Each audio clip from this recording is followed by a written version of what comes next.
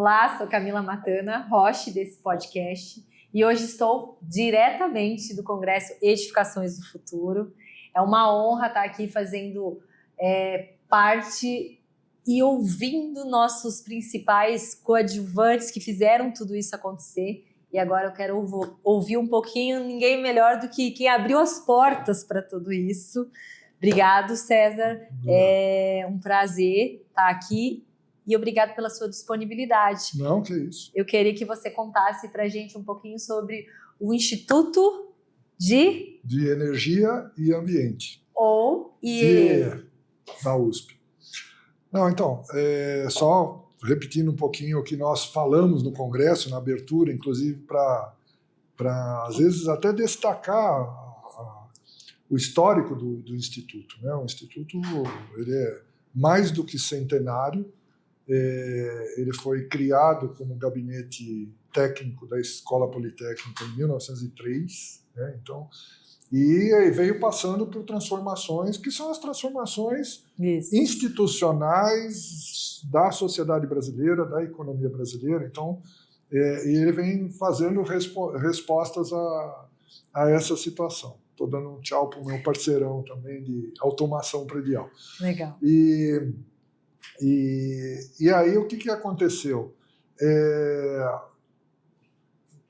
A gente teve a oportunidade nas falas de abertura e na minha fala de contar um pouquinho dessa trajetória e, inclusive, das próprias contribuições acadêmicas, de pesquisa, dos laboratórios, das unidades, dos componentes, tal, e também da própria relação com o desempenho das edificações, né, do desempenho ambiental e de iluminação e tal, que são bases que estão atrás das ações, das diversas ações do Instituto, né, como centro de pesquisa, de laboratórios e de formação, e também na contribuição que ela tem, que a gente não teve oportunidade de explorar muito, na própria gestão dos ativos da Universidade de São Paulo. Quer dizer, então, eles sempre estão, o IE sempre, de alguma maneira, por ser uma unidade, um instituto especializado e multidisciplinar, né, dentro da USP, ele acaba puxando muito dessas discussões e atraindo esses talentos que, às vezes, estão nos seus compartimentos, né, nas suas escolas de origem, e nem sempre contribuem de uma maneira integrada.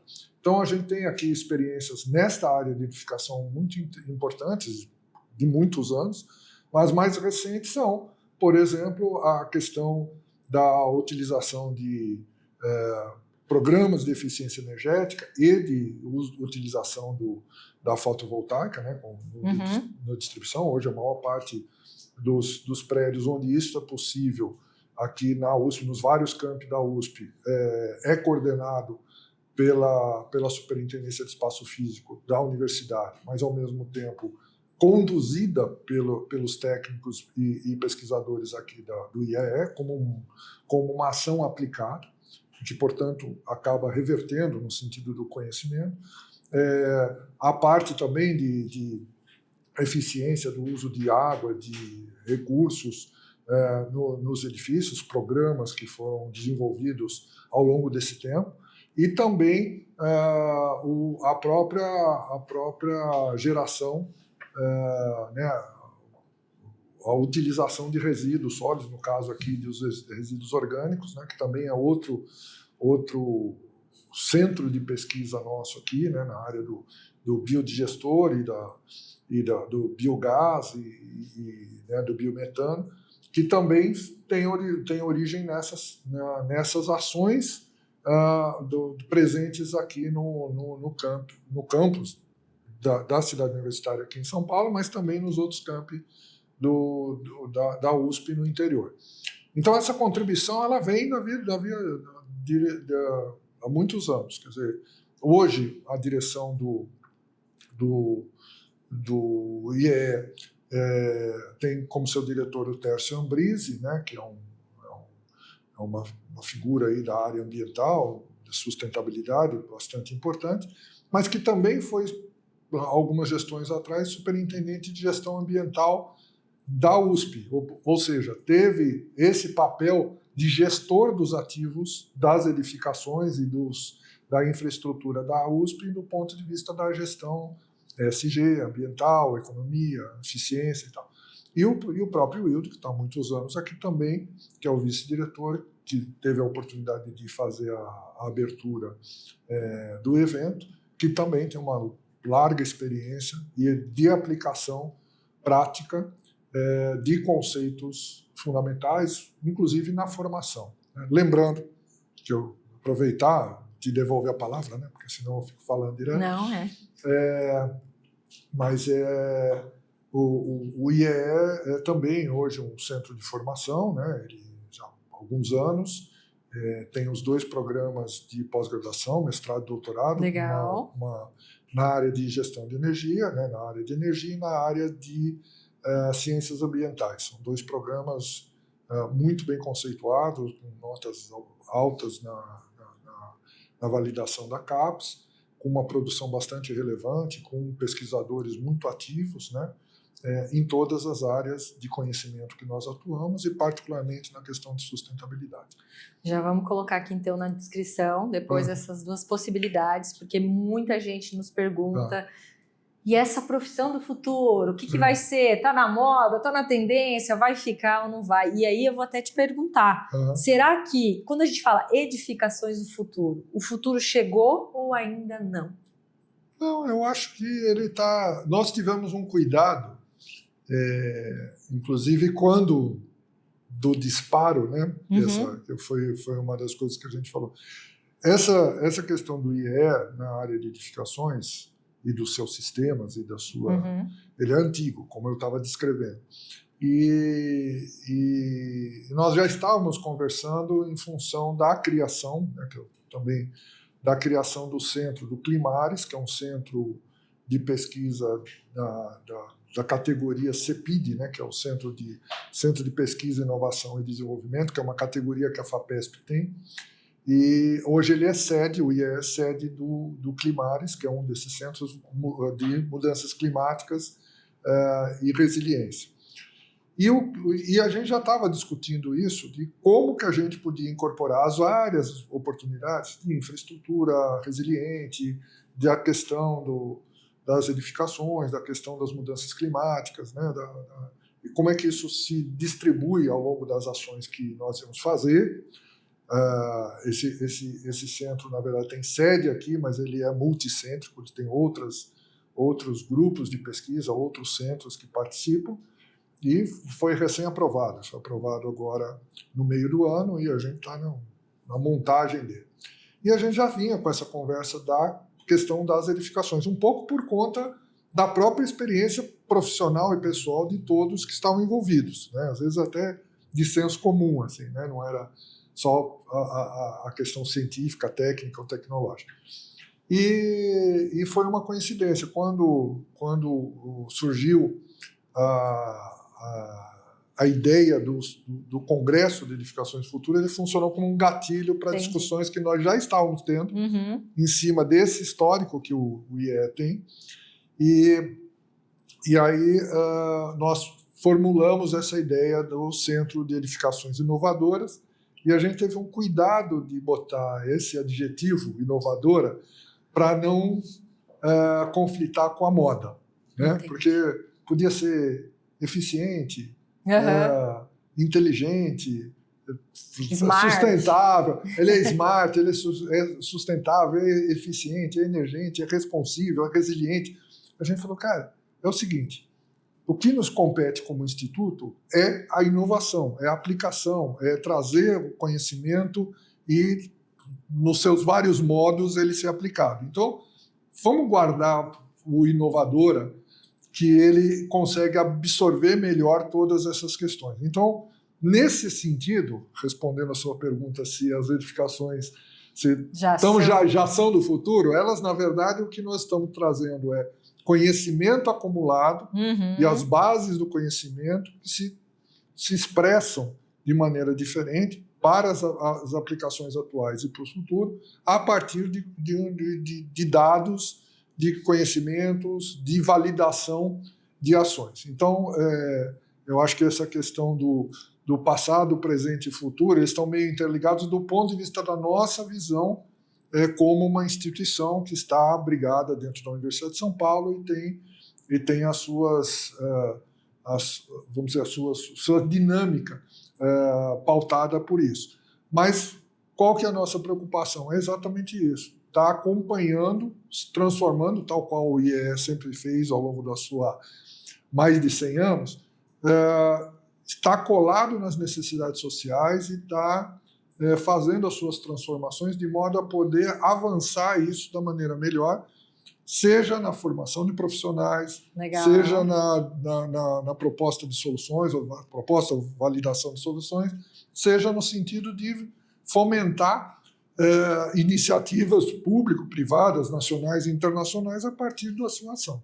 Então, no recorte da escala que a gente tem dito, na escala do urbano e das edificações, esse é o objetivo do Centro de Edificações Inovadoras, e de ser mais um participante que funcione para agregar iniciativas de todos, inclusive no sentido da gente descobrir quais são os edifícios do futuro, quais são as profissões do futuro e qual é o uso de ocupação que nós vamos ter no futuro e estar preparado para ele.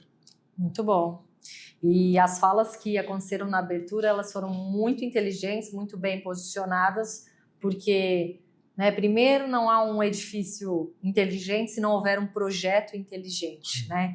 Então, na sua visão, que já esteve em diversas posições, em outras cadeiras, quem que está faltando ainda sentar numa mesma mesa para que isso avance? Porque quando a gente olha em números, residências com automação hoje no Brasil, se a gente for comparar em relação a outros países no mesmo patamar de PIB do Brasil, a gente está atrás. E na minha visão, o consumidor atual, ele quer muito ter isso mais acessível cada vez mais, mas ele desconhece um pouco ainda.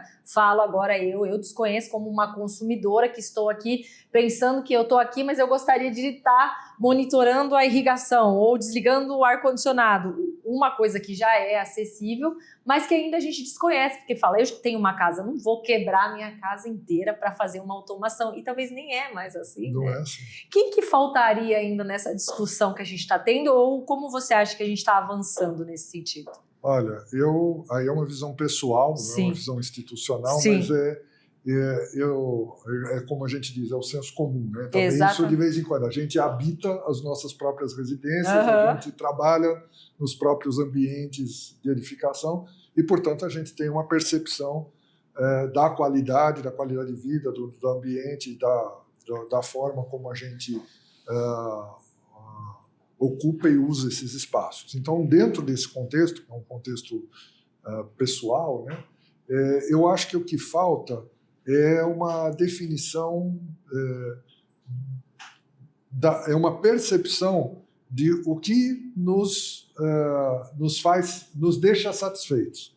Eu estava há pouco conversando com um colega e a gente lembrando que é o seguinte, você também tem uma discussão muito grande da gestão de ativos, né, que a gente chama de facility management, né, da gestão dos ativos imobiliários, né, que é uma coisa que também foi ganhando relevância por conta da questão do uso, né, porque você constrói em alguns meses e você usa por muitas décadas. Exatamente. Então, você também tem que projetar isso ao longo do futuro, com todas as suas transformações e com todas as vantagens que você pode tirar proveito da transformação, né?